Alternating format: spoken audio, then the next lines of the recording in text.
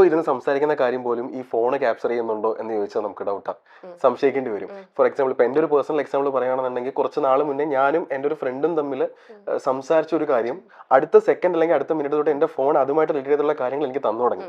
Reels വഴിയോ shorts വഴിയോ advertisements വഴിയോ ഒക്കെ എനിക്ക് തന്നു തുടങ്ങി.